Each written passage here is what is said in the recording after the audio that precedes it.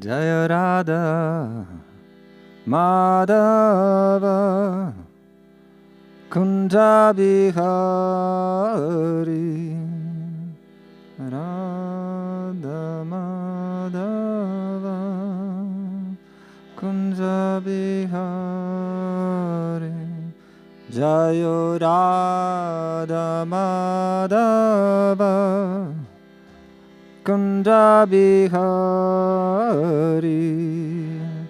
Radha Madhava Kunja Bihari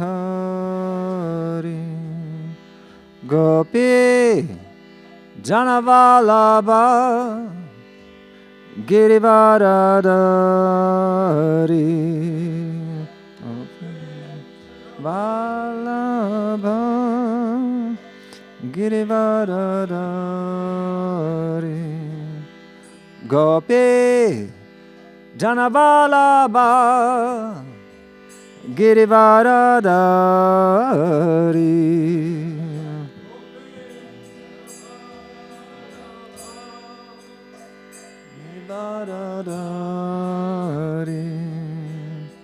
Yashodanandana Braja Janaranjana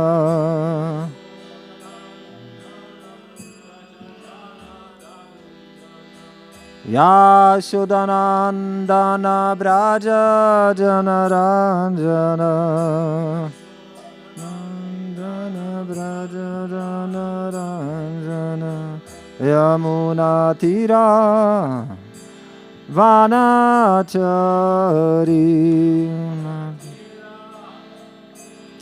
Vanachari Yamunatira Vanachari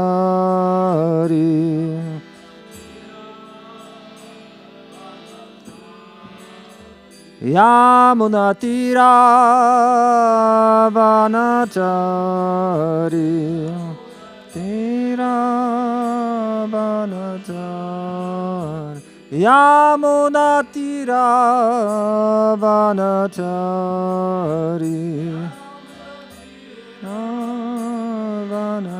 Vanachari Jaya Radha Madhava Kunja Bihari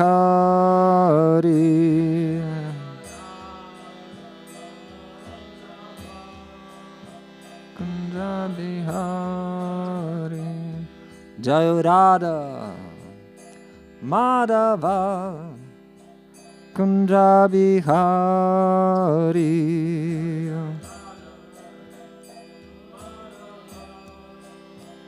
Kunja Bihari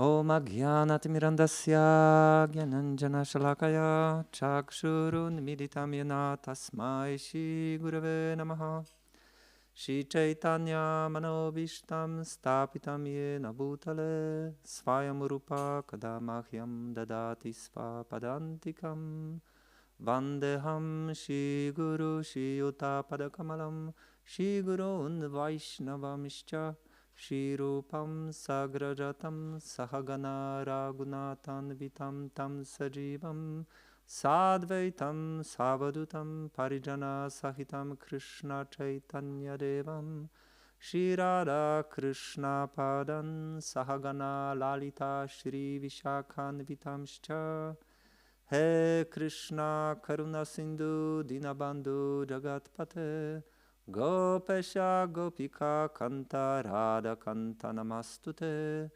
Tapta Kanchana Gourangi Radhe Vrindavaneshvari Vrishadbanu Sute Devi Pranamami Hari Priye Vanchakalpa Tarubhyascha Kripa Sindhubhya Evacha Patitanam pavanebhyo Vaishnavebhyo namo namaha.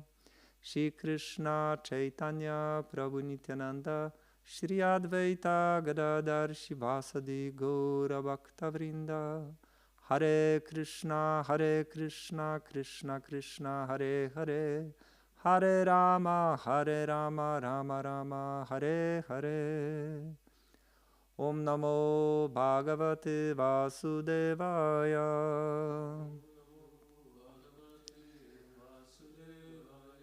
Om Namo Bhagavate Vasudevaya.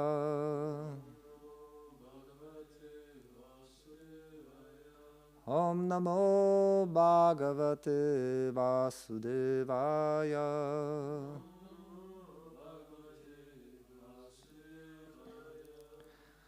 We are reading from Bhagavad Gita as it is, chapter 6, text 36.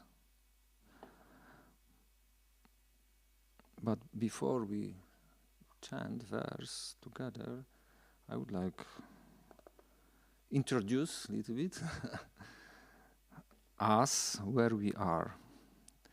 Yeah, Acharyas can divide Bhagavad Gita for 3 parts, and some of them say that Bhagavad Gita is like a box with jewelry.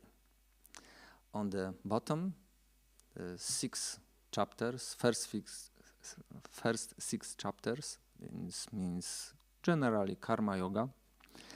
On the top is last 6 chapters, means jnana yoga. And on the middle is jewelry, and this is bhakti yoga. It is middle 6 chapters of Bhagavad Gita. Yeah, it means bhakti yoga is how to say, is safe, is in the middle. And here we are in the 6th chapter, almost on the end of 6th chapter of Bhagavad Gita. And name of this chapter is Dhyana Yoga. It means yoga of meditation. And somebody can say, why Krishna explained this chapter? What is the meaning? Especially now, these days in Kali Yuga. For what? But actually, Bhagavad Gita, it is overview of all Upanishadic literature. It means Krishna is presenting all kinds of yoga to Arjuna. And on the end, actually, he said, yeah, I explain you and you can choose. you can surrender or not. It depends on you. I give you free will. And therefore, Krishna also explained this sixth chapter of Bhagavad Gita, this Dhyana Yoga. And also, it is good to know, if we practice something,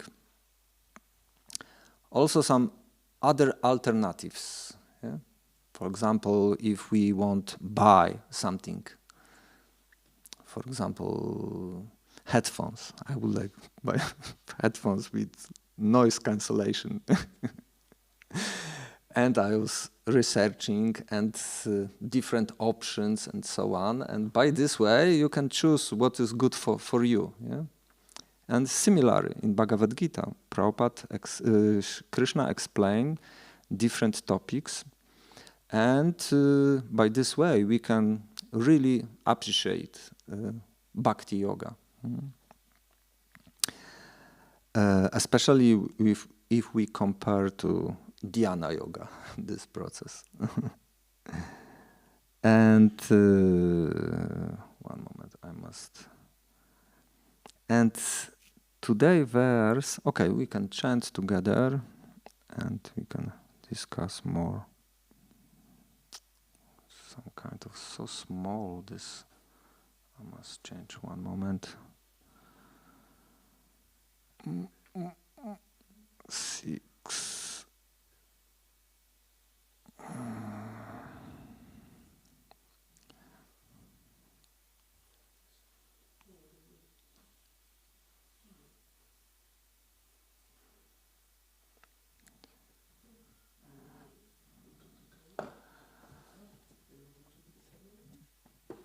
Okay. Okay, we can chant. 6:36. Asamyatatmana yogo. Asamyatatmana yogo. Dushprapa iti me mati. Dushprapa iti me mati. Vashyatmana tu yatata. Vashyatmana tu yatata. Shakyo vaptum upayata. Shakyo vaptum upayata. Asamyatmatmana yogo. Dushprapa iti me mati. Vashyatmana tu yatata. Shakyo vaptum upayata.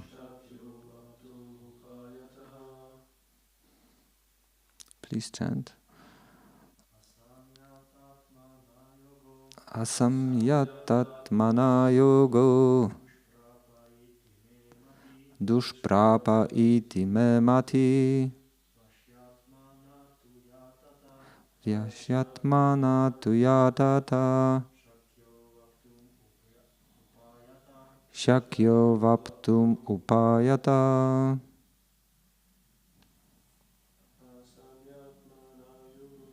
Asamyatatmana yogo. Dushprapa iti me mati. Vashyatmana tu yatata. Shakyo vaptum upayata. Asamyatatmana yogo. Dushprapa iti me mati. Vashyatmana tu yatata. Shakyo vaptum upayata. Word by words. Asamyata. Unbridled. Atmana. By the mind. Yoga. Self-realization. Dushprapa. Difficult to obtain. Iti. Thus. Me. My. Mati. Opinion. Vashya. Controlled. Atmana. By the mind. Tu. But. Yatata. While endeavoring. Shakya. Practical. Avaptum. To achieve. Upayata. By appropriate means. Translation and purport by His Divine Grace A.C. Bhaktivedanta Swami Srila Prabhupada Ki Jai. For one whose mind is umbrelled, self-realization is difficult work, but he whose mind is controlled and who strives by appropriate means is assured of success. That is my opinion. Purport.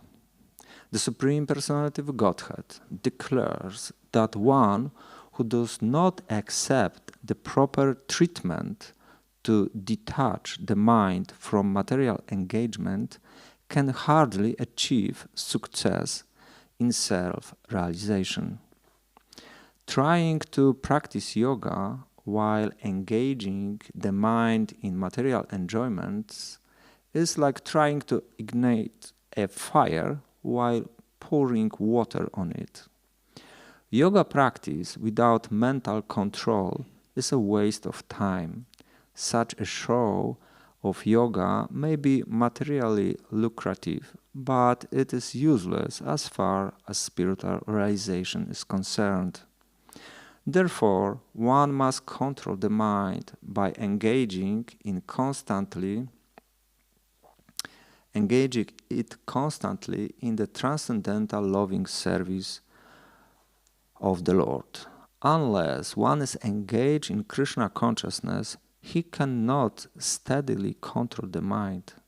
A Krishna consciousness person easily achieves the result of yoga practice without separate endeavor. But a yoga practitioner cannot achieve success without becoming Krishna consciousness.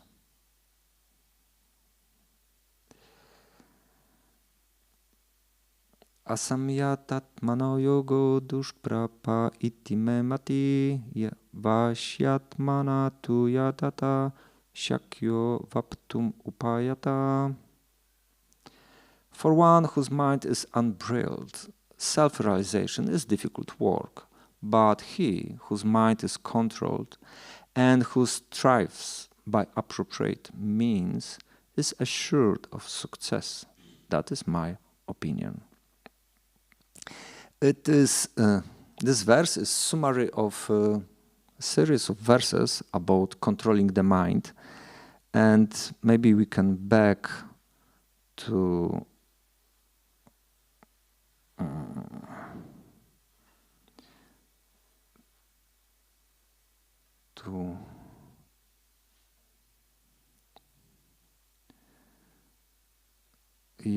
verse 33, because Arjuna was open his mind, and Arjuna said, "Oh Madhusudana, the system of yoga which you have summarized appears impractical and unendurable to me, for the mind is restless and unsteady." It means Arjuna, as a warrior, as a soldier, explained, Krishna, what it is, it's not for me, this system. And he explained that mind is restless, turbulent, obstinate, and very strong. I think this is more difficult than controlling the wind. And Krishna said in 35, "O mighty armed son of Kunti, it is undoubtedly very difficult to curb the restless mind, but it is possible by suitable practice and by detachment." It means by vairagyana and abhyasana. It means practice and detachment. This is 2 points Krishna mentioned. And on today's verse, Krishna summarized this. That this or other way you should control your mind. Otherwise, your yoga practice will be useless. And we can see from this point that is very practical for us, this chapter, because mainly on this chapter is focus of how to control the mind. Because we as bhakti yogis, we should also control the mind. This is also our practice. This is similar like dhyana yoga practice. And yes, I would like talk a little bit about why it is not working.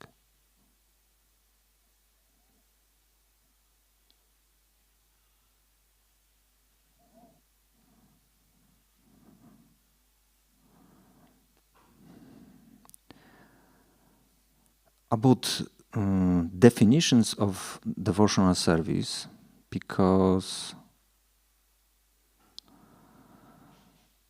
Prabhupada in the purport explained that controlling mind means we should engage our mind in devotional service.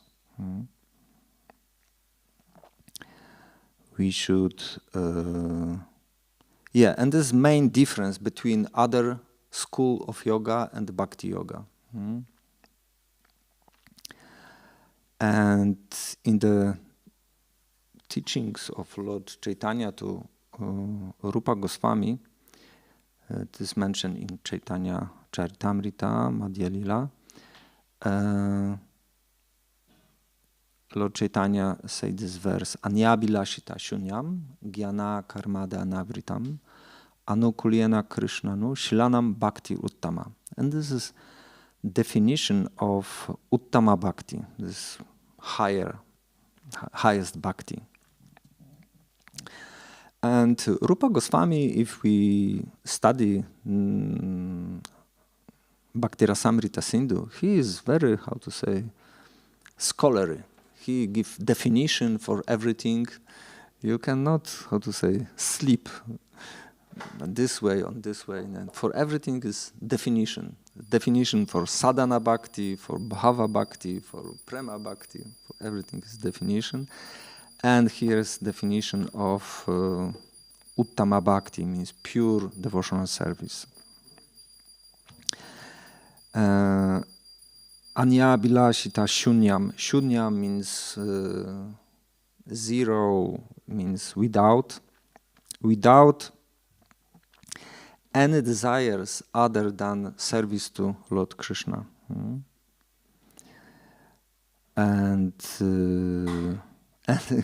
Srila Prabhupada give more details, such as this of meat eating, illicit sex, gambling, and addiction to intoxicants.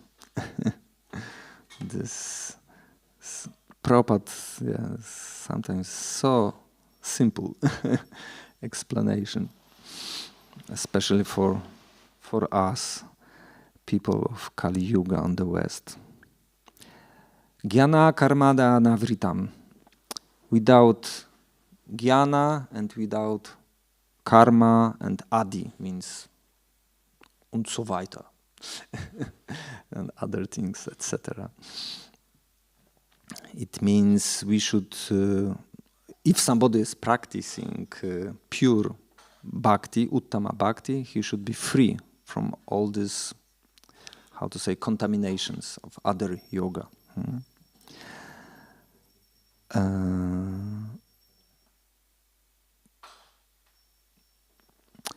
And anu kulyena krishnanu. And this devotional service should be favorable for Krishna, for cultivation of service in the relationship to Krishna. This is this definition of uttama bhakti. On this book of Ways of Devotion is very nice explanation of this verse. Maybe not today, maybe one day we can go deeper how to understand this verse. But today I would like also give you second definition of Bhakti Yoga, and actually it is next verse in Bhakti Rasamrita Sindhu. Sarva upadhi vinirmuktam tat paratvena nirmalam hrishikena hrishikesha savanam bhaktir uchyate. And they say that this verse is supporting this definition of Uttama Bhakti. Sarvo upadhi means all upadhis, all designations. Prabhupada used this word, designations. What it means, designation? You are not German, you are not Polish, so on and so on. You are not this body. You should not think that I'm this and this. This is Prabhupada explained by this way, this upadhi.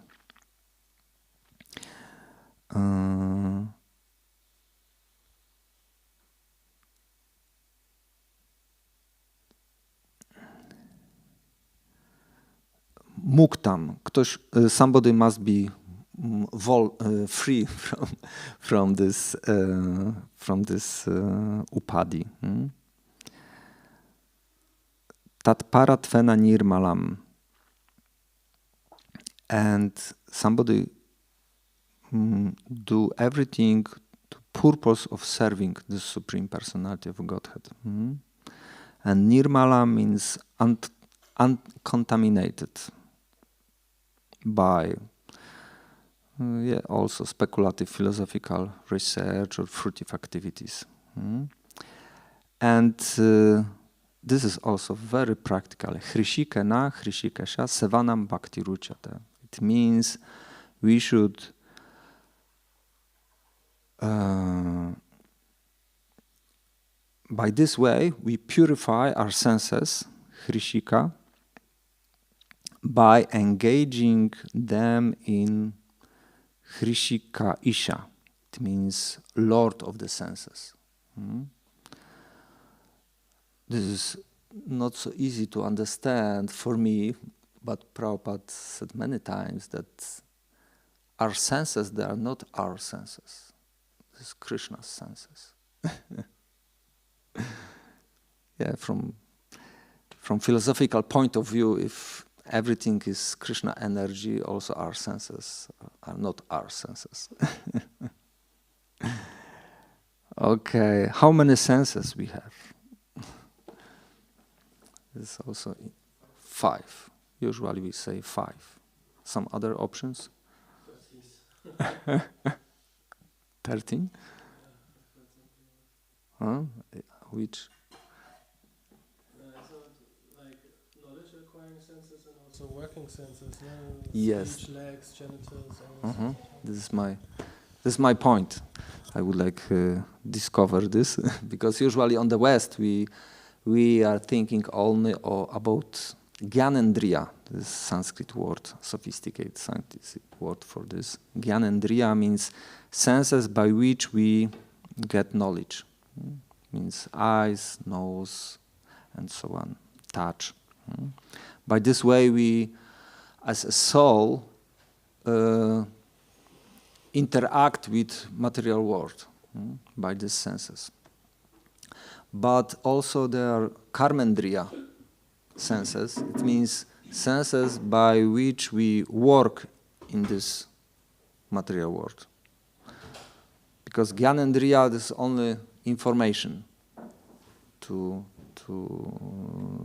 us. But karmendriya senses, we can interact with material world. There are 2 groups of the senses.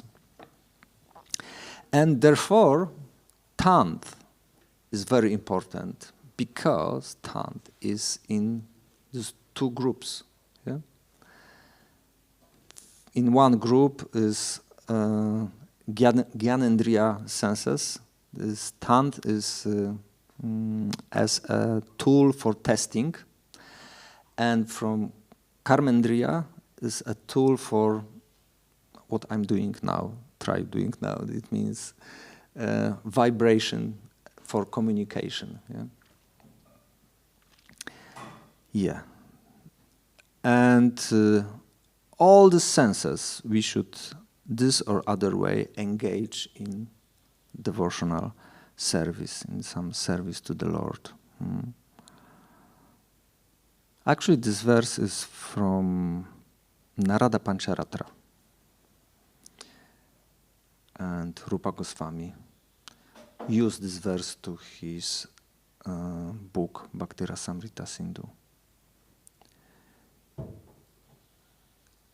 Yes, it means, this is main difference between other yogas systems, which they try as much as possible to not engage their senses in the sense objects. Yeah? But in our yoga system, Bhakti Yoga, we know that we cannot control the senses, especially the mind. Yeah? Today, Arjuna, how I can control the mind? But if we engage our senses in positive way, it is possible. And Prabhupada explained actually this in the purport, this verse, today verse, that is, even if somebody practice other systems of yoga, must be some, at least little bit bhakti yoga. Otherwise, they cannot control their mind. And for me, I remember when I start to study Prabhupada books, it was so practical, because I try to do some meditation, some other kind of meditation. It was how we can control the mind, how mind is constantly going here and there. Yeah. But if we focus our mind for some service to the Lord, service to the Vaishnavas, then it's more easy. Yeah, this is very, very practical. And therefore, this 6th chapter is very important for us, because first of all, as many of instructions from 6th chapter of Bhagavad Gita we can apply in our life, in our bhakti yoga life. And second point is that we can see how it is completely unpractical, this dhyana yoga in this age of Kali Yuga. Yeah. It means that, fortunately I practice bhakti yoga, not dhyana yoga. Yeah, this is meaning of these 6 chapters in Bhagavad Gita. Okay, maybe some question, comments. Yes. I have one comment and one question, just because this Monday we heard from Srila Prabhupada, like every Monday, and he was saying that the process of meditation, dhyana yoga, is like when there is a child and he's doing all these kind of mischievous activities. And then you remember, you were also there? No, but I know this example. Yeah, and then the parents, they say at certain point, okay, stop, you now sit and try to stay there. And Srila Prabhupada said how this is impractical. They know that the child is going to do, he cannot really stay in that position. And the same when we are doing all kinds of nonsense here in the material world, and then we try to meditate, but it's so difficult. Yeah. So I was just thinking of that example. But what parents do these days with childs? What, sorry? What parents do usually these days with this kind of activities of the child? What? Yeah, smartphone. They give them smartphone. Completely into peacefully, because his mind is completely into some game or some video, something like this. Yeah, this is a good example how mind can be engaged. Yeah. And the question is, here it says Matihi, which Srila Prabhupada translated, that is my opinion. And this is something that Shri Krishna is saying in different verses during the Bhagavad Gita, he explains maybe some certain kind of statement he gives, and then he says, that is my opinion. And then I would like to ask you, why does he say that, and which purpose? And actually, Krishna sometimes, for example, we are study on my Bhakti Shastri course with Polish devotee 18th chapter, and he explained Vedanta said this. And it means sometimes Krishna is quoting some statements of the Vedas, and sometimes he said, this is my opinion, means this is ultimate statement. Even if the Vedas say something else, Krishna said, this is my opinion. It means no discussion. I understand like this. It means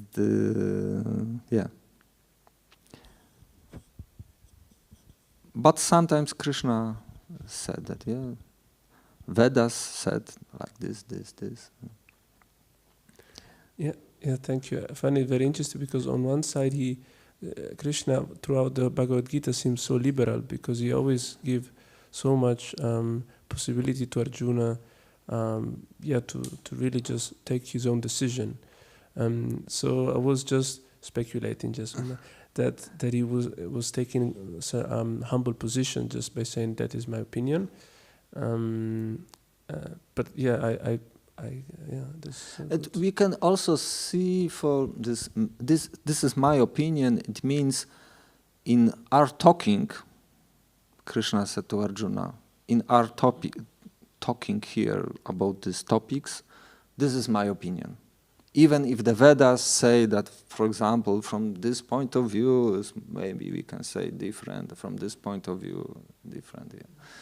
But it means still Krishna is not that you must do this. Especially in the end of Bhagavad Gita, Krishna said to Arjuna, I give you all this knowledge and you can choose. You accept this or not. It means Krishna is always giving living entity free will. Yeah. Some other thoughts, questions, comments? I had a different question, Prabhu. You were mentioning that the other yoga systems, if they do not add at least a little bit of bhakti, then they are kind of not successful, or however we can describe it. But can you maybe explain or show a practical example? What does it mean that other paths add bhakti, at least a little bit bhakti? Mm-hmm. Yeah, I just repeat what Prabhupada said many times in his purport, that must be some bhakti. For example, coming to my mind, for example, Jnani, sometimes they worship the deity. But they worshiping is for purification, because on the end is only Brahman, I have personal experience this in Vrindavan. It was many years ago. And usually we travel from Krishna Balaram every day by buses to some places. Every day we go somewhere. But one time we stay 2 nights or something like this in some ashram, quite far from Vrindavan. And it was Mayavadi ashram.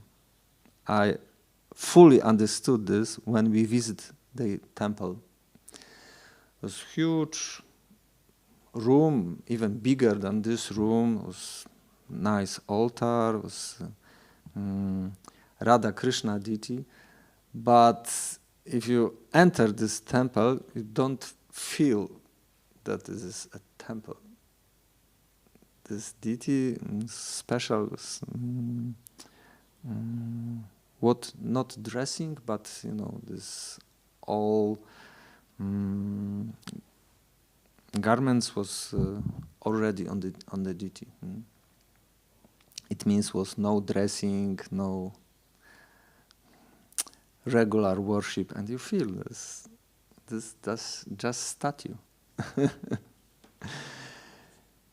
Yeah, and I understood that they do some kind of devotional activity, what devotees they do, but it's completely different mood and this,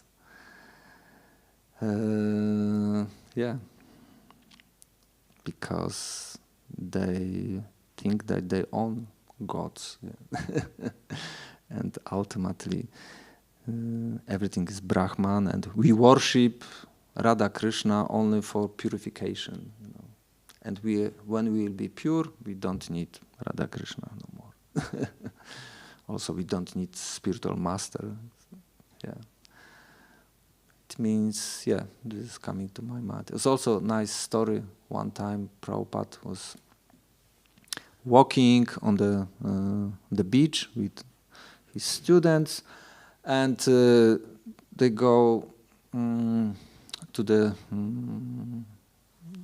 street. It was quite high, and Prabhupada used help of one of devotee to go up to the street nearby this beach. And when they go up, Prabhupada, how to say, this very visible, how to say, push this disciple that I don't need you no more. Yeah? And these disciples, what was going on? And Prabhupada said, Mayavadi, they do like this. They take shelter to some guru, and when they, on some level in spiritual life, they reject guru. We never do this like that. Yeah. These two examples coming to my mind. Yeah, they accept guru. If somebody is not expert, sometimes their activities, they're very similar like devotees' activities, but the different meaning of these activities. Yeah. Are you satisfied? There's two examples coming to my mind. I'm sure it's more. Yeah. One more example. My Guru Maharaj once time explained his experience from Jagannath Puri. He was visiting different temples, and it was some temple, and he didn't know what kind of temple it is. He was thinking that it is some kind of Mayavadi temple, and he go inside, and he explained that lecture was lecture, and was in Hindi, and Maharaj little bit understands Hindi, and he recognized that actually they talk about some Ram Lila, some stories from Ramayana. And yeah, it means even Mayavadi, how long time they can, especially on the public lecture, say that we are Brahman and so on, some philosophical, topics. Yeah. Therefore, they talk about Rasa Lila, about Ram Lila, because by this way they can engage their minds and minds of their audience. Yeah. But yeah, as I say, this meaning, deep meaning is different. Yeah, therefore, Lord Chaitanya said, Mayavadi, Krishna, Aparadi. They doing offense to the Krishna because they say that Krishna, when he's coming to this world, he gets body of sattva guna. Yeah. But by the mercy of Srila Prabhupada and his purports, we know who is who.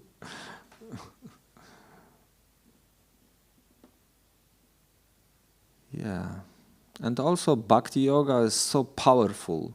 This other understanding coming to my mind is so powerful that even if Mayavadi, they do some small Bhakti Yoga practice, they clean their heart,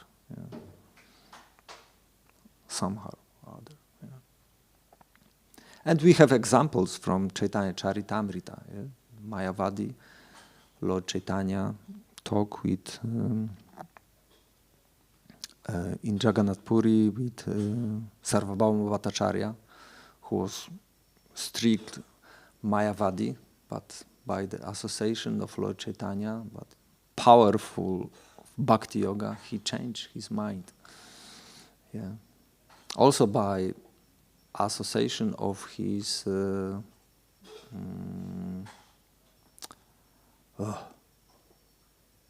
what is his name? I forgot. He was husband of his daughter. Actually, this devotee pray, Lord Chaitanya, please give liberation to the Sarvabhauma Bhattacharya. He is so stupid, Mayavada. And yeah, I forgot his name. Anyway.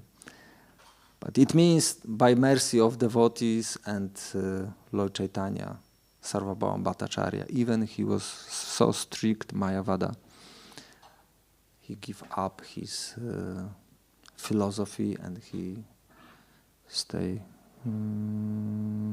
pure devotee. He start practice pure Bhakti Yoga. Yeah, this is power of Bhakti Yoga and power of association with devotees of the Lord. Yeah. Some comments, questions?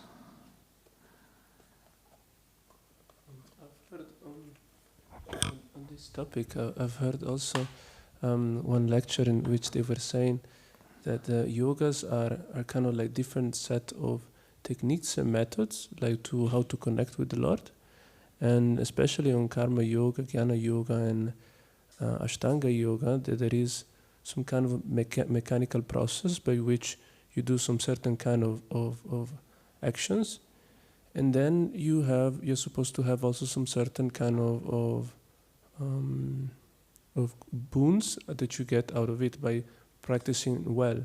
But in the Bhakti Yoga, by its definition itself, it's all advancement in the path is dependent on the Lord. So that's could be the part in which the other yogas are missing.